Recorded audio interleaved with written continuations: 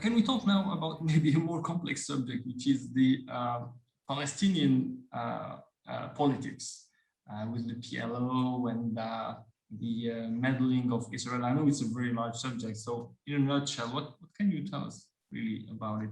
So yes, I think it's an important topic, but perhaps we should address the fact that PLO, the Palestine Liberation Organization, as a body, as the umbrella organization that contains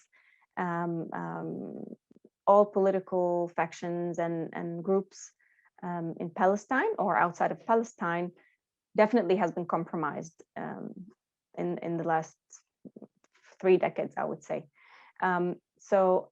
And that turning point to me is the Oslo Accord, the signing of all these deals that were presented as peace agreements, whereas in fact we could see that they were a forefront for settlement expansion, for more restrictions to be imposed on the Palestinian people.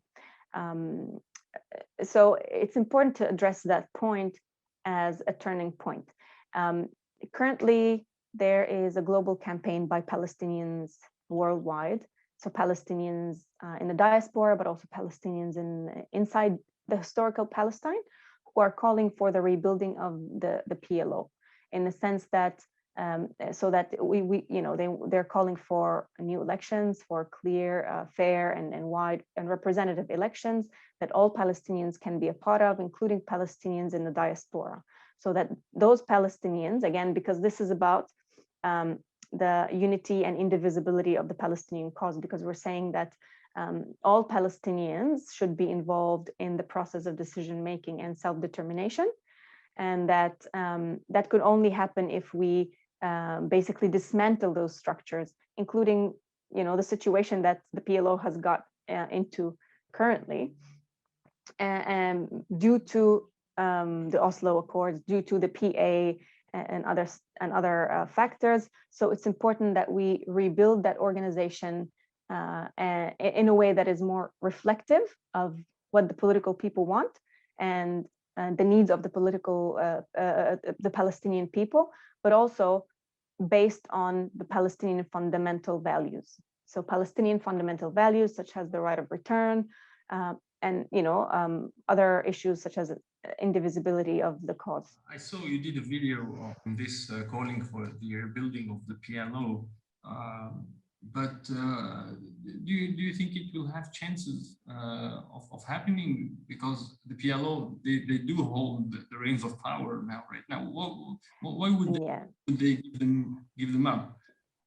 Yeah, so the PLO has been dominated by one faction, basically by the PA, by Fatah, and it has dominated all of the PLO and its institutions and the way it does things. And it's definitely not a good situation where it's at, to say the least. Whether it will happen or not, I don't think it should stop people from demanding it. I don't. That's the Palestinian spirit, isn't it? We are always up against very powerful and rigid structures, but that doesn't mean that we should not demand what's ours. We don't need to sit and wait until the PA says, you know what, let's redo this thing all over again. And we will not sit and wait until Israelis go like, you know what, this is apartheid, let's dismantle and let's build one state for all of us where we can all live equally. We don't have that privilege. We don't have, time is a luxury that we as Palestinians don't have. In the meantime, every Palestinian is a target on a day-to-day basis. People are dying, literally dying in Palestine. So again, we don't have that time. We can't sit and wait until the other party or until the circumstances are perfect for us to achieve our demands. We have to fight for them. And we have to, again, fight for rebuilding the PLO, for the unity and a proper representation is tied hand in hand with fighting against settler colonialism. Well said. And for your information, in Algeria, we say الصامت يغلب القبيح. Is it clear? Yeah. Yes. Yes. Who insists always wins over like the evil. Yes, it's true. And look, there's also a huge body of research about it. As in history, we learned from the Algerian case. Sorry. So this is one of the lessons that we took. that no, you just because you seem, or the bigger picture doesn't seem like it's in your favor, it doesn't mean that you have to give up what is yours. And but also, what are we demanding? Like, this is very basic demands. This is very basic demands. We just want to live in peace. We want to be able to decide how our future and the future of our children should look like. Exactly. And I think that's very basic. Yeah, absolutely. By the way, Algerians didn't invent anything. We took it at least from the Vietnamese, because that's right. Yes, the asymmetric, yeah. another asymmetric warfare. That's we exactly. also, yeah. And they fought not just the French, also the Yankees. I'm not saying yes, the US. Americans is well beyond the US. Yeah. And as I often say, America will still be around long after the US will have disappeared. So yeah. Language is important. That's true. That's true. So yeah, the Vietnamese are really at the top, and we just yes, absolutely. There have been a school in asymmetric warfare. Yeah. Oh, yeah, absolutely. So what makes you optimistic today, Noura, and what makes you pessimistic regarding the fight of the Palestinian people for regaining their sovereignty over their territory and their lives? To be honest, I'm very optimistic, and I'm less pessimistic, because if we are to look at what is happening on the ground and what is happening globally, and if we were to take what happens in the last month as a case study, we would see that clearly the public opinion, the international public opinion, is shifting from that one where people say, oh, Israel has the right to defend itself, to actually saying justice for Palestine and Palestinians. So it is important that that narrative, that discourse around, really, we're not really that concerned with statehood at this stage. Statehood will become, or it will come naturally after we've achieved liberation. But now our focus should be on liberation. We need to dismantle those structures, and we have to do it now. We have to do it yesterday. We have to get rid of the siege on Gaza. We have to remove the checkpoints. We have to tear down the apartheid wall. We have to change all these racist laws and structures, and provide full justice and equality and freedom to everyone from the river to the sea. And we have to do it. We have to get to it as soon as possible. And I could see that people are supportive of that people, whether in the US or in Australia or in Europe, the grassroots is definitely supportive of that.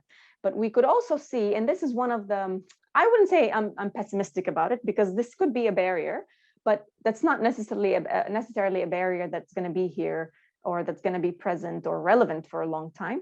But we could still see disconnect, in the sense that the grassroots is very supportive of Palestine, whereas the official level is still very, very regressive in that sense, and they buy into the Zionist propaganda. Yeah, reactionary. They are reactionaries. They will be reactionaries.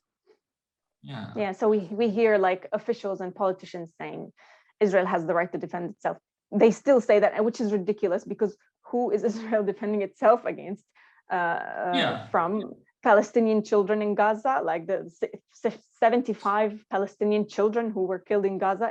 Is this the Israeli bank of targets? Like, that's ridiculous. Yeah, I mean, it's like I said earlier, it's like saying the band of aggressors and rapists who are attacking women. Yeah. When you want to intervene for the woman, they will tell you, oh, no. You have to let those guys defend themselves, because clearly this woman is attacking them, right? Yeah, She's exactly. just defending herself, and clearly you have the oppressor and you have the oppressor. Yeah. So I agree from what I see. Also, there's a change in the perception of people around the world, and clearly there is more support for Palestine, which is great news. But then, it's not easy. For example, you have the situation of South Africa, in which apartheid ended officially, but the situation is still very bad. And to take the example of Algeria, France stayed 132 years, and the Algerians were always very happy if France stayed, if only they had like minimum rights, like basic rights. But France always refused that to them. So France waited until it was kicked out. Yeah. Yeah. So I don't know. Maybe Israel will be like that. I don't know. The future will tell. But my feeling is that Israel is just like colonial France. They will never accept like a establishment of a true democracy. Yes, no, we've seen that, and this is the way, this is how it behaves. Like, exactly. Recently, with the most recent bill, the nation state bill, like they straightforward, they formalized what we have been saying for years. They actually admit that they're not a democratic state, they are a Jewish state. So and Netanyahu said, we're not the state of all its citizens. We don't have, the intention to be a state for all of its citizens. Right. We are a state for the Jewish people. So, well, as long as they have the powerful Western propaganda that is not pointing this contradiction between democracy and calling yourself a Jewish state and being like based on discrimination, and as long as they have the backing of Western powers, they think they can get away with anything, because maintain this image of being democratic and being fine and being the victims, actually. Right? Their thinking, it's very, very simple. It's all based on lies and propaganda and manipulation. And it's important to also keep in mind that the existence of Israel as it exists now serves a function for international players such as the US, Europe. So they're there because these parties, these countries want them to be there as well. They want a foothold in the middle of the Middle East, if I may say. Always keep those Muslims and Arabs in check. It's a way of continuing the colonization of the Middle East, but without looking too much like being the colonizer. You just bankroll the colonizer that is portraying itself as the former victim of those same Western countries. So it's very twisted and it's very sick. But if they have the power to make it look like legitimate, they will do it, and that's exactly what they are doing. So what would you like to say as a last comment, Noura, about the situation in Palestine? What would you ask people to do, or what information would you like to convey?